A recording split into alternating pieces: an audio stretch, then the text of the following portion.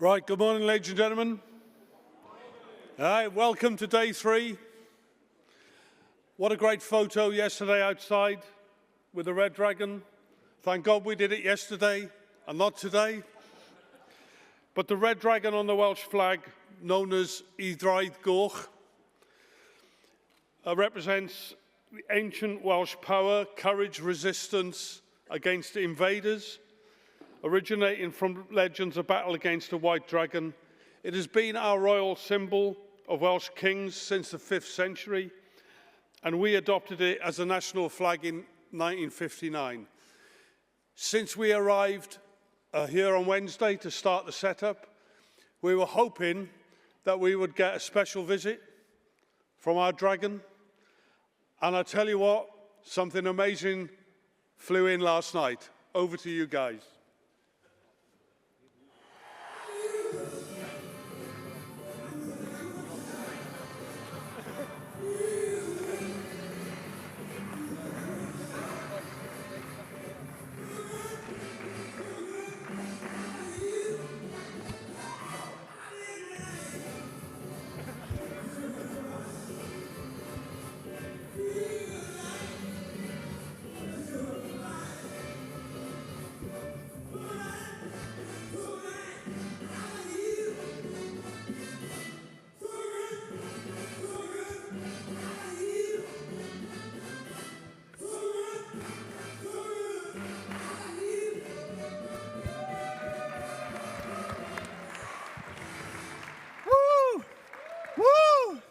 How's everybody doing today?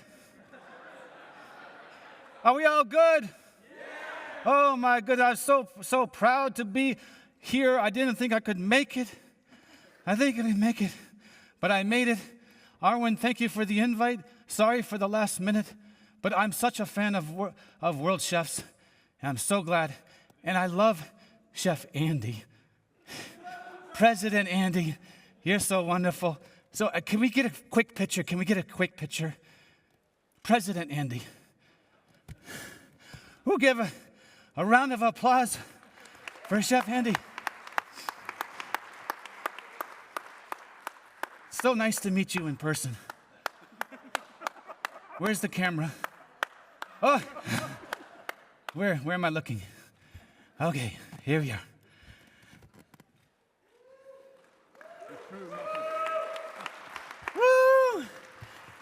Thank you, sir. Thank you, sir. Mr. President, can you help me to the podium? If that's Charles Carroll, I'm going to tell a story about 2016. Okay, I just need to get here. Okay. I can't see a fucking thing. Arwen, can you read something over here? All right. President, you still here? Oh. I'm still here.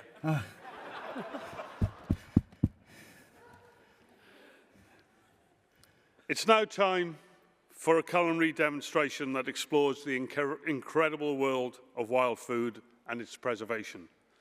Colin Wheeler-James, founder of Ground Up Cookery School, is a leader in revolutionizing how we approach food waste.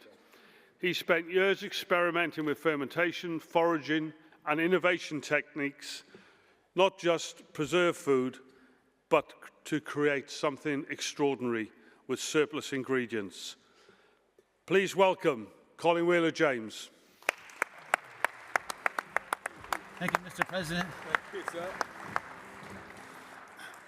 We just pushed the hippopotamus. I mean, the dragon off. Over to you, sir. Thank you very much. If ever I was going to choose a warm-up act, I'm not sure that would be it, but I really appreciate it. Thank you very much. Thank you, Arwen and Culinary Association of Wales for the invitation to join you at this conference. It's something that's been really excited about and since I had the invitation. A little bit of background on me and the cookery school. So I'm constantly driven simply by a sense of curiosity. What if? What have you put with that? How can you change the flavor of that? How can you capture that flavor? How can you use that in your menus? How can that make your menus more sustainable? And all of these questions, the sort of things that keep me awake at night. And I've got a pad beside my bed, and I'll often wake up in the morning, pick up the pad and look at it and can't read a word of what I've written down when I've woken up in the middle of the night. But I have a constant sense of excitement around food, flavor, wild food in particular. So the why. Capture fleeting seasonal products. It was wild garlic, bear garlic, Allium ursinum that got me into really exploring this on a much deeper level. I, like most amateur foragers, had found wild garlic, used it fresh, loved it, pickled the little flower buds, used the flowers as garnish. I'd made pesto with it, I'd made oil, and I'd actually frozen it and done all sorts of different things. And those results are okay, but then I discovered fermentation. I discovered simple lacto-fermentation of wild garlic. And that just led me down a rabbit hole that I'm happily never, ever going to come out of. Because for me, what lacto-fermentation does, the way it changes flavor profiles, carbohydrate structures, etc., is absolutely magical. And it's a complete different arsenal to my toolkit. And this is another reason why I really love seasonal wild food, because as a chef, I see my toolkit as this size. But when you add in wild foraged flavors, you're adding another 30% on there, because there are flavor profiles and textures available in wild food which you just cannot get in commercially grown fruit and vegetables. There's a lot of talk about sustainability and seasonality. Of course there is. But for me, there's nothing more seasonal and sustainable than using a wild product at the peak of its season. And very quickly, when you start to incorporate wild products into your menus, you actually build up a mental seasonal calendar. So at the moment, for me, pine is big on my radar. Young pine cones, we make a treacle with the young pine cones. I lacto-ferment the pine, and then I use the liquor and then distill that, or simply cook tiny little pine cones in a sugar syrup. Bit of citric acid, great for garnishing a panna cotta. But pine, along with larch and spruce, have got beautiful citrus flavors. So if you're looking to increase a bit of sustainability in your menus, reducing air freight lemons, for example, then you can use pine when it's young and fresh to give you that real sort of citrus hit in your menus. Connection to your environment. It's really important to use what's local. Reduce your food miles. And then that helps you tell a story. My job as a chef is to inspire people through food. If I can put an ingredient on a plate that is recognizable to people, but I've elevated it by 2-3%, and you're doing that across dishes on a regular basis, then you're telling a story through your food. You're actually being able to communicate your terroir, your sense of belonging, your sense of space. Give people an insight into what's growing out around them. And the storytelling, I mean, we do that in many ways. I regularly do go and visit local culinary schools, colleges in the UK, and I'll spend a whole day with the students there, and we'll forage what's in their grounds. And the sense of excitement I get from that. I took the young chefs here foraging just in the car park on the first day, and we found 30 edible species, and we didn't move more than 20 meters from the building. And when I go to colleges and such like and do foraging with the chefs, most of them have got in-house restaurants. So they're now using those ingredients in their restaurants and in their menus, and it really helps tell a story and connect them to the land. We've lost our connection with the land. We've lost our wild food heritage. There's lots of reasons for it, but we're very dependent on what wholesalers bring to us and sell to us, supermarkets, etc. And we've lost the connection with what's wild. And there's a big fear factor around wild food.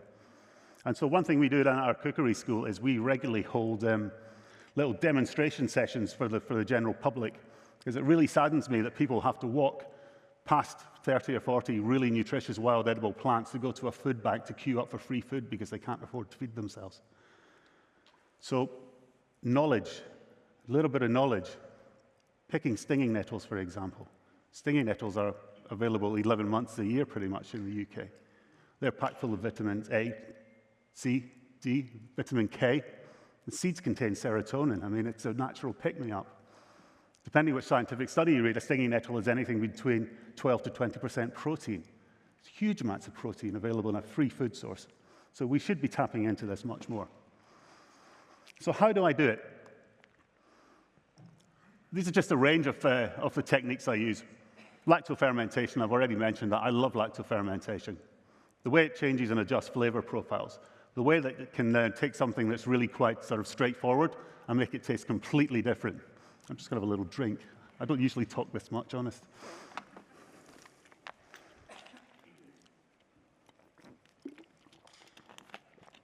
But lactofermentation does more than just change the flavor. It starts to break down the carbohydrate structure. It makes the nutrients in what you're fermenting more available to your gut to be able to digest them. It makes digesting a food easier. Hot and cold pickling. A lot of the wild foods, and I got these guys, the young chefs, eating ribwort plantain seed heads the other day. Now, the texture is like grazing on the bottom of your hamster's cage.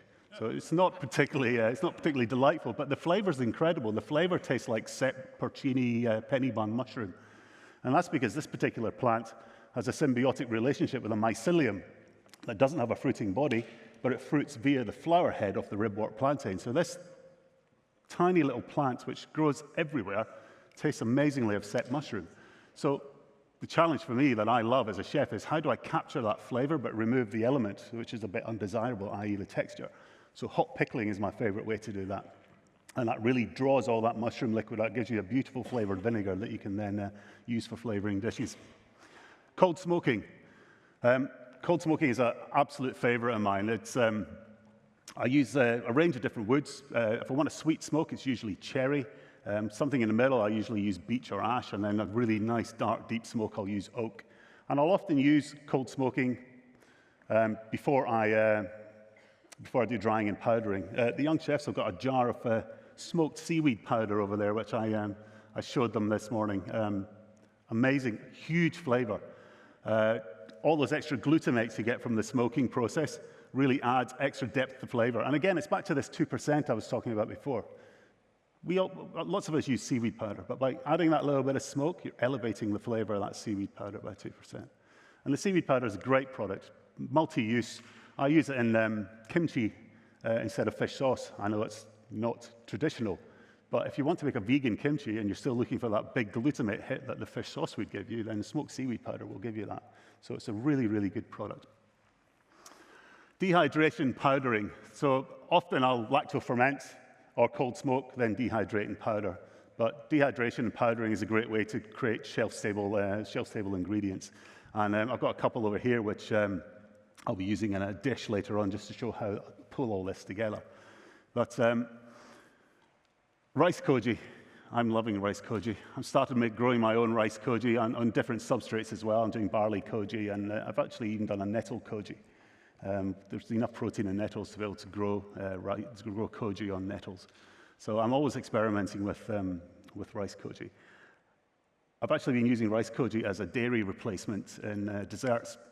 So when you heat rice koji to make an amazaki, it's a very quick process. It's water, rice koji, 60 degrees for 8 hours. You have an enzymatic breakdown.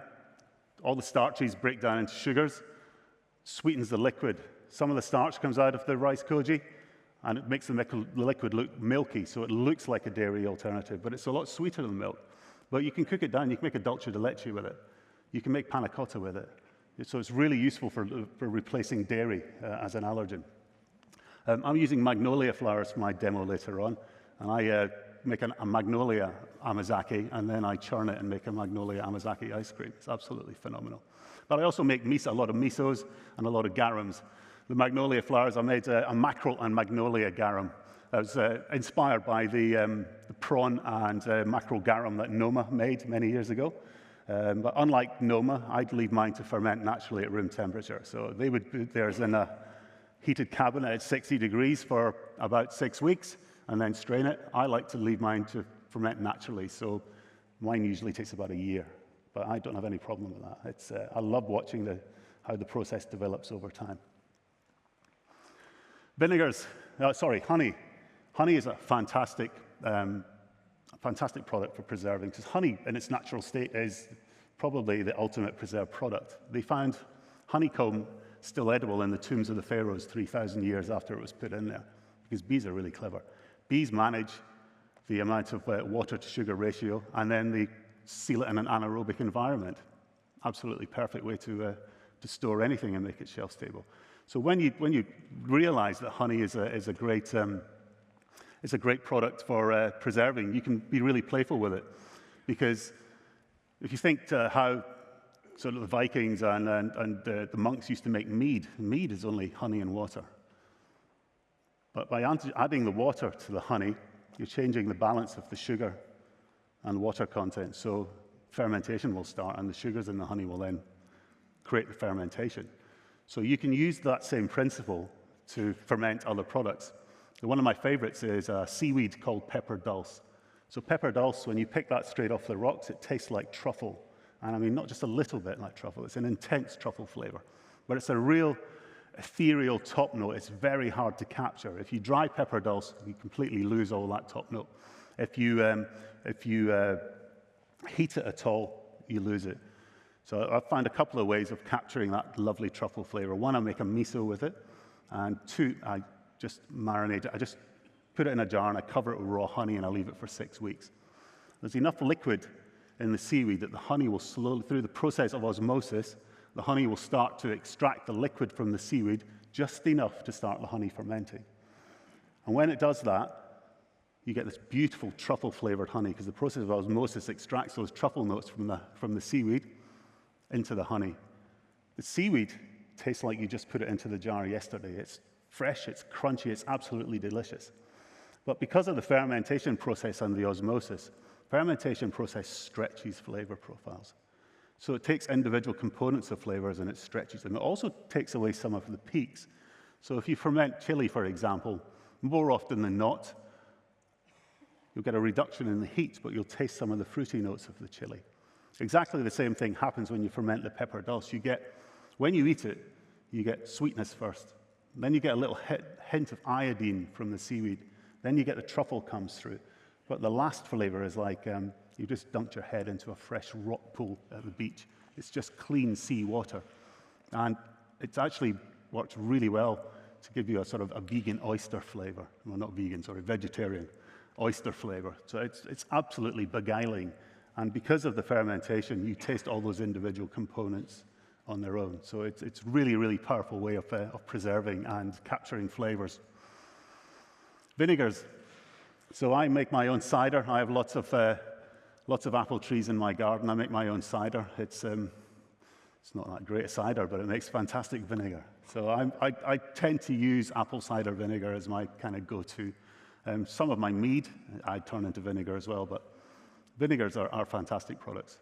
I make elderflower champagne every year. Elderflower just coming into season now. That beautiful aromatic flavor that most of us will be familiar with. To make elderflower champagne, very simple process. Water into a brewing bucket, fresh elderflower heads, some strips of lemon rind, and I always use a commercial yeast because I want to stop the fermentation process while there's still some sugar left in the beverage and it doesn't become too dry. Let that ferment for a couple of weeks. Then you strain out the solids and you rack it off so it can ferment further. But I don't throw those solids away. I then dehydrate those, and then I blitz them up in my food processor with just normal white sugar. And you make a fermented elderflower champagne icing sugar. So think about it, it's like a lemon drizzle on steroids. It's absolutely phenomenal. It's great for making macarons, wetting down into a syrup on top of a lemon drizzle cake.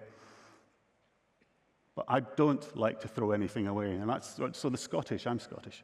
The Scottish have a reputation for being tight. My Scottish friends in the audience, raise your hands. Well done, guys. We're not tight at all. We're very, very generous, aren't we? But we are frugal, as my grandfather would have said. So we waste nothing. And actually, that's led to some really lovely opportunities for me at the cookery school.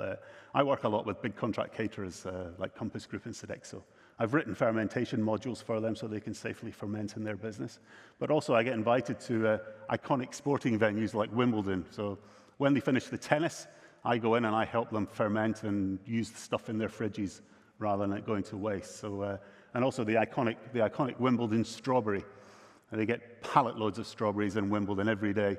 They cut the tops off and they serve them with cream, and that's the Wimbledon experience.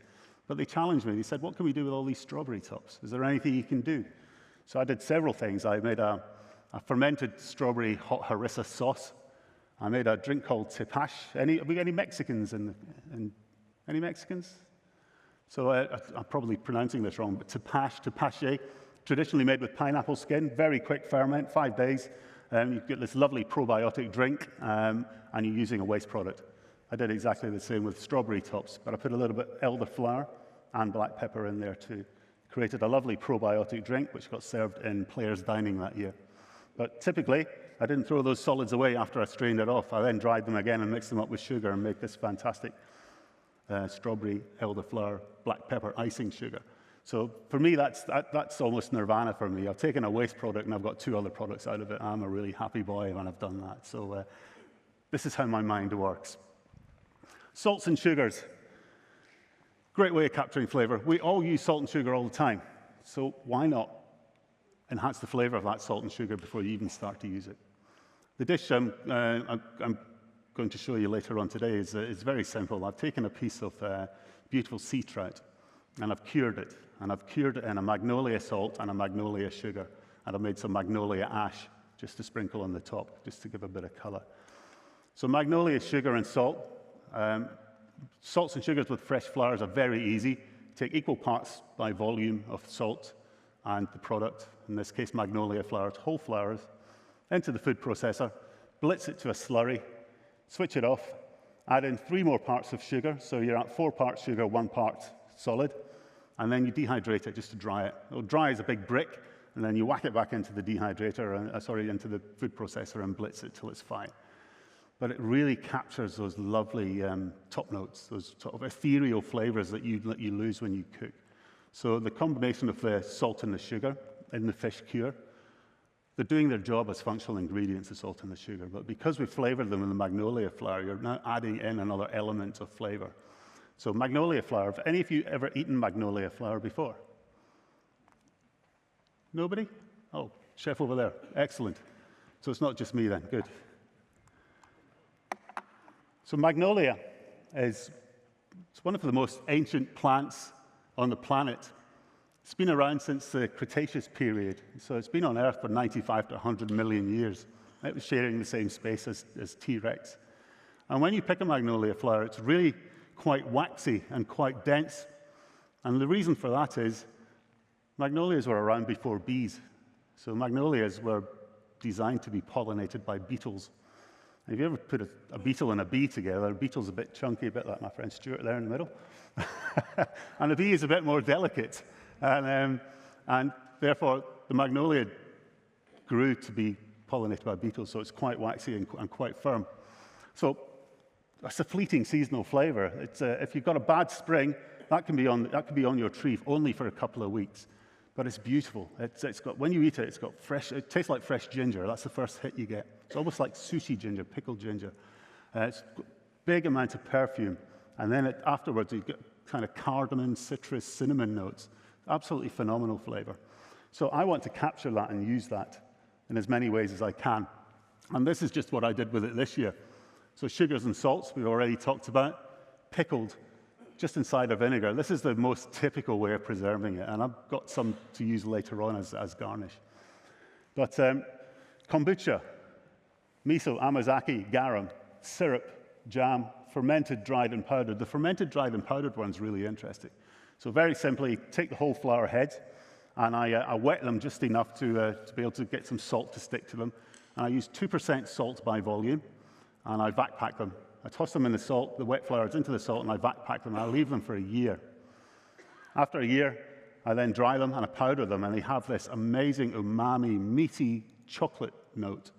And they're absolutely incredible dried and powdered, and just stirred through a chocolate brownie, you really elevate it. Works really well with any cocoa sort of chocolate product. And then ash. I think ash for me is probably this is a product which is so much greater than the sum of its parts. When I make an ash, I do it in a really low temperature. I do it at 140 degrees C, and I cook those whole flowers for about an hour till they go the color of sort of roasted coffee beans. And then I simply dry them and powder them. And Arwen had a little smell of the jar a minute ago, and it's so complex. First of all, you get chocolate, cocoa, ginger notes. Then you get vanilla, citrus, It's such a complex flavor. It's fantastic, sprinkled on a bit of grilled goat's cheese in a ricotta ravioli filling, actually even into pasta dough, on a bit of grilled halloumi. It's an amazing product, fantastic in macarons and in patisserie. And if anyone wants to have an experience of that after the demo, then please do seek me out. I'll be more than happy to show you the products. So, how do we bring all this together? Magnolia cured sea trout. Cured in the magnolia salt, the magnolia sugar, and the magnolia ash. Got some magnolia vinegar, I don't know what May's doing on there. Magnolia vinegar in the mayonnaise. Some pickled flowers, again, just inside our vinegar. And then we've got some wild herb garnish from the car park. So I tasked the young chefs here, after taking them foraging the other day, I said, guys, look, I want you to go and pick some herbs. I told them what the base of the dish was going to be, and I said, go and pick some herbs that will garnish this dish for me. So I sent them off into the car park in the rain this morning, and they came back with their offerings. And we managed to select 2 guys. Come on up. They're going to plate up this dish for me.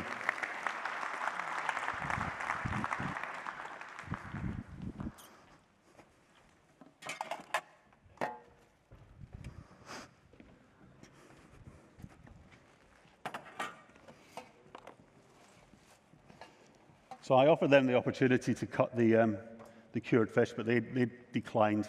So it's down to me to do that. So I'm just going to take it off the skin. I'm going to cut it into a couple of very thin little slices. So the process for this, very, very simple. I use the magnolia sugar, the salt, and the ash. And I use the sugar at 8% the weight of the fish. I use the salt at 4%. And the ash, I just put a little bit in for color. And I'm going to show you some of the herbs that these guys foraged to garnish this, because this is the magic for me. This is the bit that ties the dish to your terroir, to where you are. So hopefully this is going to appear on screen. Can you see this? So this is a plant called vetch, V-E-T-C-H. It's a member of the pea family. It's far prettier than the pea shoots that so many chefs spend a fortune on chucking on top of their dishes just for the sake of it.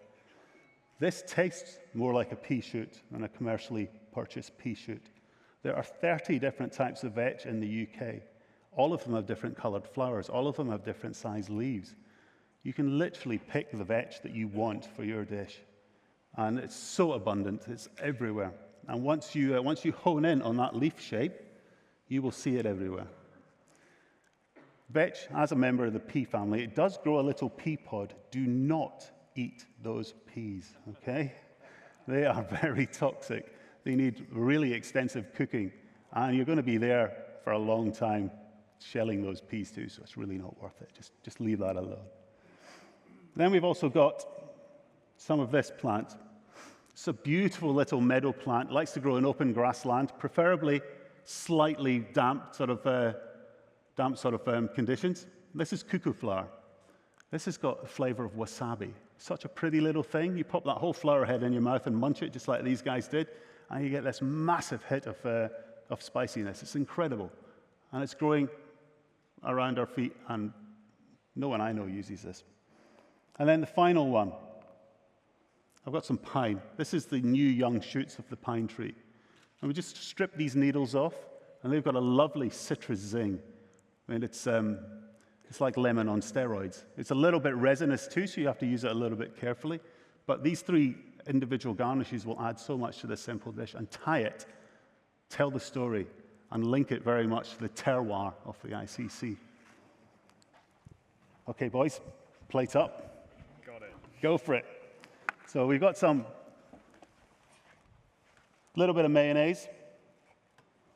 It's made with the vinegar from the pickling. We've got the ash. We've got the fish, which has been cured in the salt, the sugar, and the ash. We've got some pickled magnolia flowers for garnish. And then we're telling the story with the wild herbs that we found.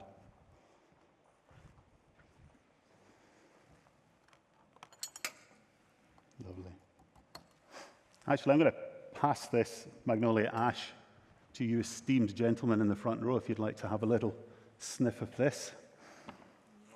Be careful how you say it. Indeed, noted. I wouldn't taste it because it needs to be because it's dry, it needs to be reactivated, but you'll get the idea of the flavor from the scent. It's absolutely incredible. How are we doing, boys? Lovely. See, my philosophy on food is very simple as well. I put all my energy and time and complexity into the prep. Plating, for me, should be really simple. It reduces the amount of stress, the amount of moves. I see so much food nowadays, there's too many elements on the plate. I think by using one ingredient in so many ways, I think that helps me add the complexity, but it really helps me strip back the presentation too, because you're telling the story through that one ingredient. And that really sort of sums up my ethos. But that is me done. I'm flashing at 0. So thank you very much, ladies and gentlemen. I hope you found that interesting.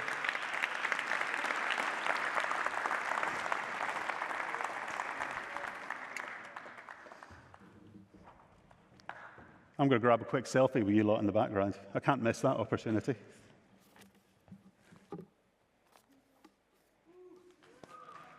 Thanks, Colin. Thanks very much. Thank you. Just come this way. Sure. Get a mug shot.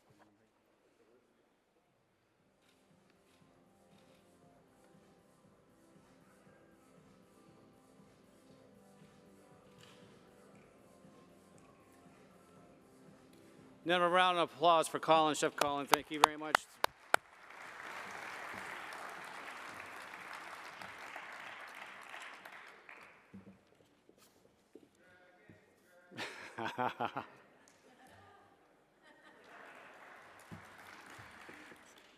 So, what a nice start to today. Sorry it's a little bit raining out there. Hope you're all enjoying yourself. I hope you had a good night last night out on your own. I saw a couple people in the elevator and they admitted they had too many pints. That's okay. That's okay. The next presentation we're very excited about. One of our core pillars of World Chefs is sustainability, which is deeply rooted in our partnership with Electrolux Food Foundation. Thank you.